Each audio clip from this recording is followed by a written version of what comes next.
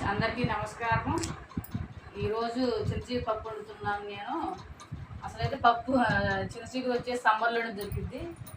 ఇంటి పక్కన అక్క వాళ్ళ ఇంట్లో చింతచిగురు దొరికింది. ఎందుకని ఈ కాలం చింతచిగురు దొరకదు. వీడియోస్ ఎలా ఉంటున్నాయి ఫ్రెండ్స్ చెప్పండి, కామెంట్ చేయండి. కామెంట్ చేస్తే నేను మళ్ళీ అవి నేను ఎలా చేయాలో ఒకసారి సరి చేసుకుంటాను. ఈ కామెంట్ ద్వారా నాకు చెప్పండి ఫ్రెండ్స్. అయిపోయింది. ఉల్లిపాయలు, పచ్చిమిరకాయలు, టమాటాలు పోసాను. ఫస్ట్ పప్పు గడికి పక్కన పెట్టుకున్నాను ఫ్రెండ్స్. ఉల్లిపాయలు, పచ్చిమిర్చి అన్నీ వేసుకొని కుక్కర్లో పెట్టుకుంటున్నాను. తర్వాత చింతచిగురు వేసుకుంటున్నాను. చింతచిగురు వేసుకున్న తర్వాత ఒక స్పూను కారం, పసుపు, ఉప్పు వేసుకుందాం. పసుపు వేసుకుందాం.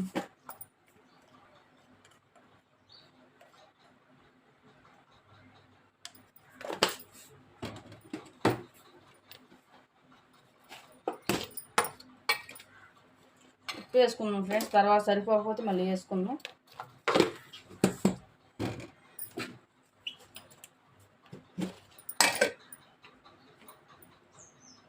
పచ్చిమిర్చి కోసేగా ఇది వేస్తున్నా.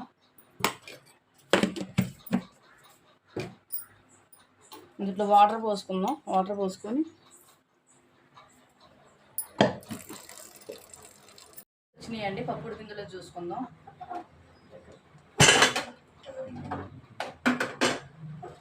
పప్పు మంచిగా ఉడికింది,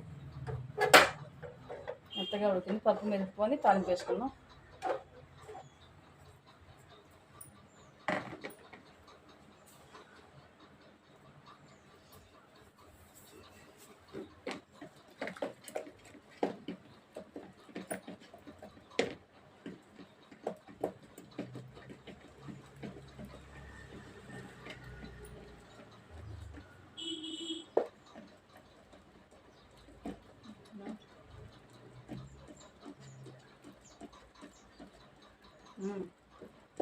పప్పు మెత్తి వేసానండి. 2 స్పూన్లు ఆయిల్ పోసుకొని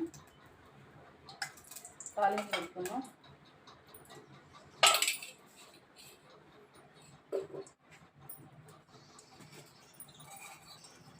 జీలకర్ర వేసాను.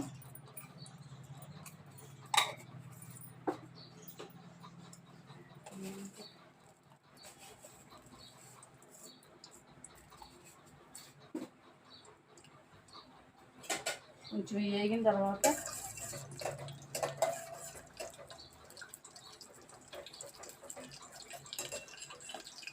ఎండుమిర్చి వేసుకుందాం.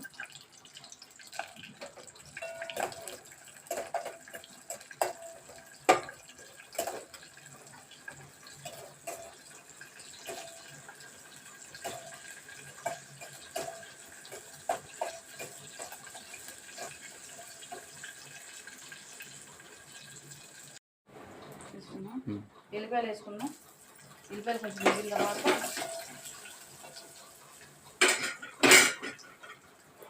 కరివేపాకు వేసుకుందామండి.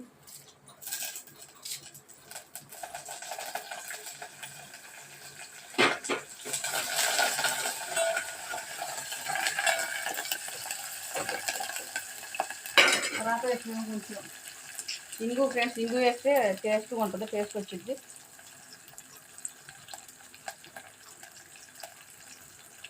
నేను ఎప్పుడు తప్పకుండా ఇంగు వేస్తాను.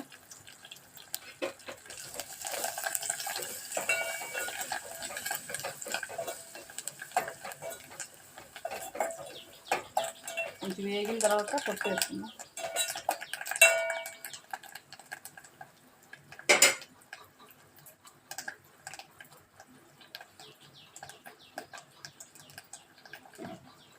వేసుకుందాం. వేగిపోయినాయి.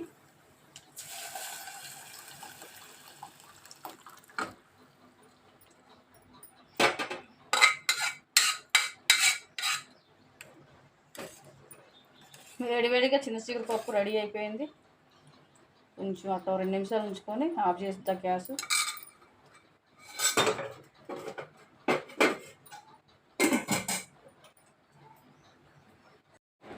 హాయ్ ఫ్రెండ్స్, అన్నం ఉడికింది. వేడివేడి అన్నం.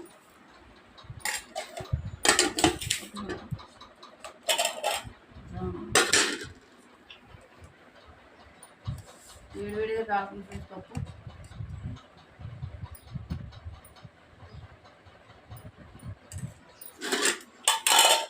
అసలు ఈ పప్పులో ఆమ్లెట్ ఉంటే మామూలుగా ఉండదు ఫ్రెండ్స్, చాలా బాగుంటుంది. కాకపోతే శ్రావణ మాసం కదా,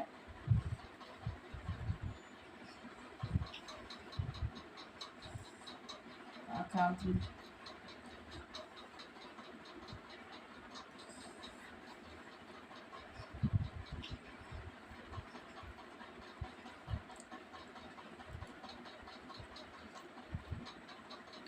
పుల్లగా బాగుంది, టేస్ట్ కూడా చాలా బాగుంది ఫ్రెండ్స్. మరొక మంచి వీడియోతో రేపు మీ ముందు ఉంటాను ఫ్రెండ్స్. బాయ్.